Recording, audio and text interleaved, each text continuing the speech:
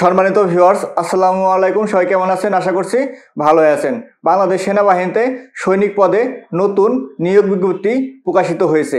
এই নিয়োগ বিজ্ঞপ্তি সম্পর্কে বিস্তারিত আলোচনা করব এই ভিডিওতে। তার আগে আপনাদের কাছে ছোট্ট একটি চাওয়া থাকবে, অবশ্যই আমার চ্যানেলটি সাবস্ক্রাইব করে পাশে বেল আইকনটি বাজিয়ে রাখবেন। এতে করে গুরুত্বপূর্ণ নতুন ভিডিওগুলো সবার আগে পেয়ে যাবেন। তাহলে চলুন বিস্তারিত জেনে আসি।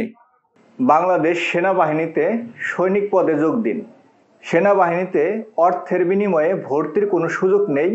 আর্থিক লেনদেনের মাধ্যমে অথবা প্রতারণার আশ্রয় নিয়ে সেনাবাহিনীতে ভর্তি হলে চাকরির যে কোনো পর্যায়ে বহিষ্কার করা হবে।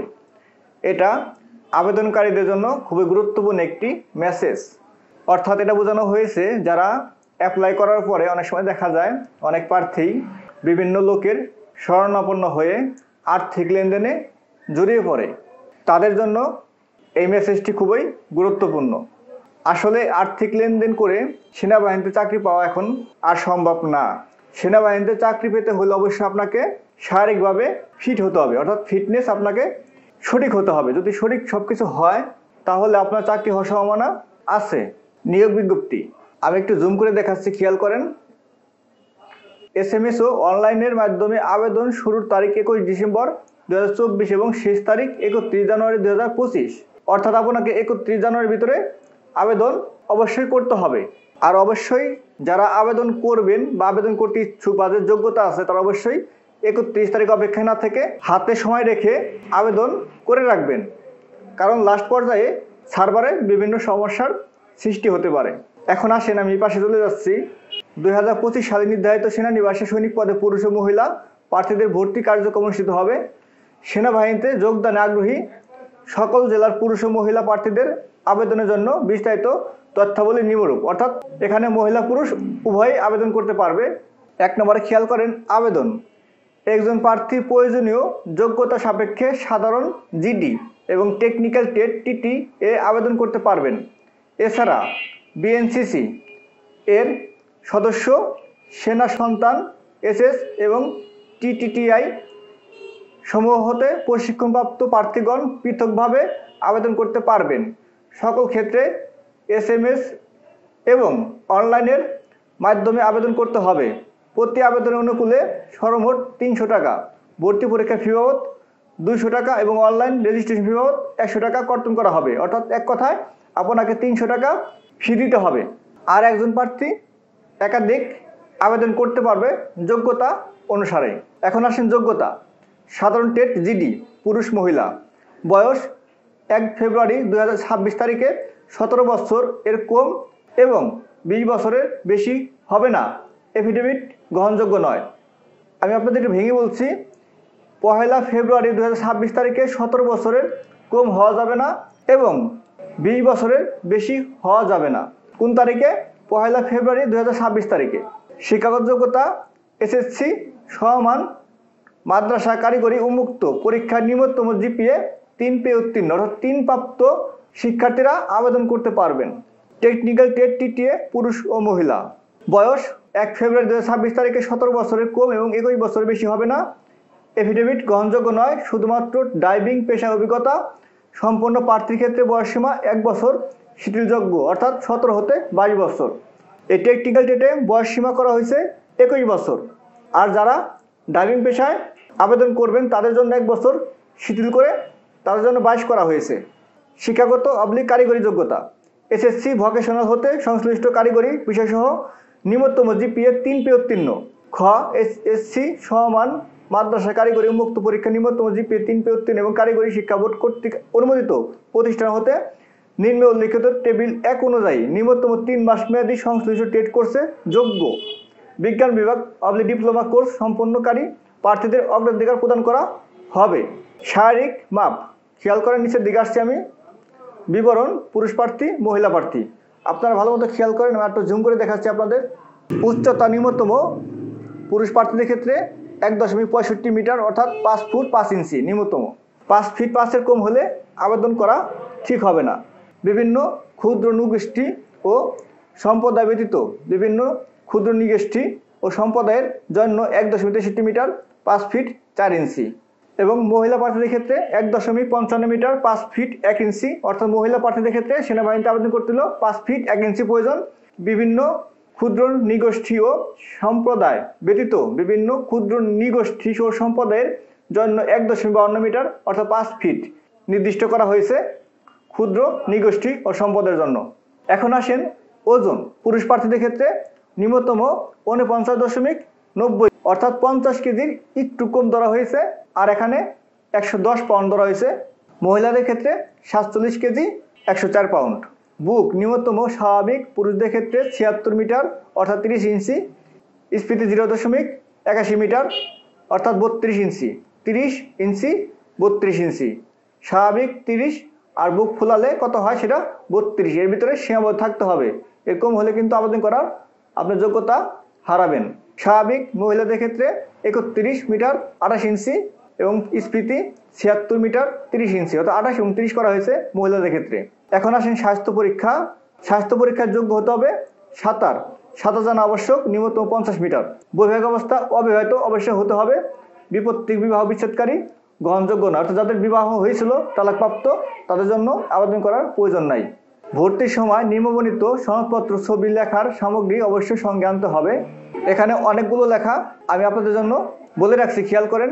এখানে সবকিছু লেখা আছে, আপনারা ভিডিওটি থামিয়ে নিয়ে এখানে দেখে নেবেন। আমি সবগুলো বলতে গেলে অনেক সময় লেগে যাবে। আমি পরবর্তী ধাপে চলে যাচ্ছি। নির্বাচন পদ্ধতি: স্বাস্থ্য পরীক্ষা, শারীরিক পরীক্ষা, লিখিত পরীক্ষা, বাংলা, ইংরেজি, গণিত ও সাধারণ জ্ঞান ও বুদ্ধিমত্তা ও সাক্ষাৎকারের মাধ্যমে যোগ্য প্রার্থী নির্বাচন করা হবে। টেকনিক্যাল ট্রেডের প্রার্থীদের সংশ্লিষ্ট ট্রেড বিষয়ক ব্যবহারিক পরীক্ষা অংশগ্রহণ করতে হবে। নিম্নবর্ণিত ব্যক্তিগণ দরখাস্ত করার জন্য উপযুক্ত বলে বিবেচিত হবে না: সরকারি চাকরি হতে বরখাস্তকৃত, ফৌজদারি মামলা দণ্ডপ্রাপ্ত, সামরিক প্রশিক্ষণ প্রতিষ্ঠান হতে প্রত্যাহারকৃত দরখাস্তকৃত। প্রশিক্ষণ: সেনা দপ্তরের সিদ্ধান্ত অনুযায়ী 36 সপ্তাহ মেয়াদী মৌলিক সামরিক প্রশিক্ষণ গ্রহণ করতে হবে। টেকনিক্যাল ট্রেডটি এই আবেদনের জন্য পরীক্ষার সেন্টার সমূহের অবস্থান, পরীক্ষার সেন্টার কোড এবং টেকনিক্যাল ট্রেডের বিবরণ নিম্নরূপ। এখানে টেকনিক্যাল ট্রেডে আবেদন করবেন তাদের জন্য টেবিল 1-এ এখানে কিছু তথ্য দেওয়া আছে, এখান থেকে আপনারা দেখে নেবেন। এই ভিডিওর সবটুকু যদি আমি পড়ে বলতে যাই তাহলে ভিডিওটা অনেক বড় হয়ে যাবে। আমি শুধু মূল পয়েন্টগুলো বলছি, আপনারা প্রয়োজন এখান থেকে টেবিল 1 পয়েন্টটি থামিয়ে নিয়ে এখানে ভিডিওর অপশনে পুশ করে আপনারা পড়ে নেবেন, একবার দেখে নেবেন যদি প্রয়োজন মনে করেন।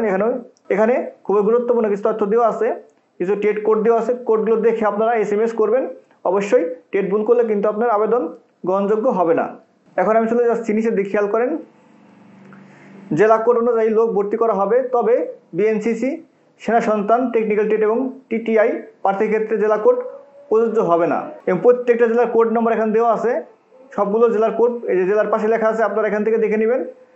আমি শুধু আমার জেলার কোডটা একবার বলে দিচ্ছি, খেয়াল করেন। আমার জেলা মানিকগঞ্জের কোড হচ্ছে 39। আপনাদের প্রত্যেকের জেলার কোড কিন্তু এখানে দেওয়া আছে, আপনারা এখান থেকে দেখে দেখে কোডগুলো জানতে পারবেন। এখন আমি আবার নিচের দিকে চলে আসছি, খেয়াল করেন। বিশেষ দ্রষ্টব্য: সেনাবাহিনীতে স্বচ্ছতা ও যোগ্যতা ভিত্তিতে নিয়োগ প্রদান করা হয়। যে কোনো সুপারিশ প্রার্থীর অযোগ্যতা বলে বিবেচিত হবে। অবশ্যই আপনারা লাইনে দাঁড়িয়ে কাউকে দিয়ে সুপারিশ করার চেষ্টা করবেন না, এতে আপনার যোগ্যতা অযোগ্যতায় পরিণত হবে। এখন আমি খেয়াল করেন এই পাশে চলে যাচ্ছি। এই পাশে আরেকটা অংশ আছে, এই পাশে খুব গুরুত্বপূর্ণ কিছু তথ্য আছে, আমি আপনাদের বলবো। আপনারা অবশ্যই ধৈর্য ধরে আমার ভিডিওটি দেখবেন। আর অবশ্যই ভালো লাগলে লাইক কমেন্ট শেয়ার করতে ভুলবেন না। আপনার একটি লাইক, একটি কমেন্ট, একটি শেয়ার, একটি সাবস্ক্রাইব আমাকে আরও নতুন নতুন ভিডিও বানাতে উৎসাহ যোগাবে। তা চলুন বিস্তারিত জানি আরও। খেয়াল করেন এখানে লেখা আছে প্রথম ধাপ: ভর্তি ইচ্ছুক প্রার্থীকে প্রথমে টেলিটক প্রিপেড সিমের মাধ্যমে আবেদন SMS করতে হবে। এক্ষেত্রে মেসেজ অপশনে গিয়ে সৈনিক পদে ভর্তির জন্য নিম্নলিখিত তথ্যগুলো টাইপ করে 16-3-2 নম্বরে SMS প্রেরণ করতে হবে, অর্থাৎ 16-3-2। খেয়াল করেন এই নম্বরে SMS করতে হবে প্রথম স্টেপ আপনার কাজ। এর জন্য প্রয়োজন হবে আপনার একটি টেলিটক সিম। যদি আপনার নিজে না থাকে তাহলে আপনার যে কোনো একজন টেলিটক সিমদারির সহযোগিতা নেবেন, সেটা হতে পারে কোনো কম্পিউটার দোকান বা কারো ব্যক্তিগত নম্বর। 1 নম্বর: সাধারণ GD প্রার্থীদের ক্ষেত্রে নিম্নবর্ণিতভাবে টাইপ করে প্রথমে SMS প্রেরণ করতে হবে। আমি আপনাদের বলে দিচ্ছি, খেয়াল করেন কীভাবে আপনারা SMS করবেন। প্রথমে আপনারা চলে যাবেন যে কোনো একটি মোবাইলে একটি টেলিটক সিম লাগানো আছে বা ঢোকানো আছে, এরকম একটি মোবাইলের SMS অপশনে লিখবেন সৈনিক space first 3 letter of SSC board, অর্থাৎ আপনি যে বোর্ড থেকে পাস করছেন সেই বোর্ডের প্রথম 3 অক্ষর লিখতে হবে। যেমন ধরুন ঢাকা বোর্ড, লিখবেন DHA, তারপরে স্পেস রোল নম্বর, অর্থাৎ আপনার এসএসসি যে রোল নম্বরটি আছে সেই রোল নম্বরটি লিখবেন, কোনো ভুল করা যাবে না। তার স্পেস দিবেন, স্পেস দিয়ে লিখবেন পাসিং ইয়ার, অর্থাৎ আপনি কত সালে এসএসসি পাস করছেন সেই পাসিং ইয়ারটা লিখবেন। লেখার পর স্পেস দিয়ে লিখবেন ডিস্ট্রিক্ট কোড, অর্থাৎ আপনাকে একটু আগে যে দেখালাম ডিস্ট্রিক্ট কোড প্রত্যেক জেলার, সেখান থেকে আপনার জেলা কোডটি লিখে এখানে সেন্ড করবেন 16-3-2 নম্বরে।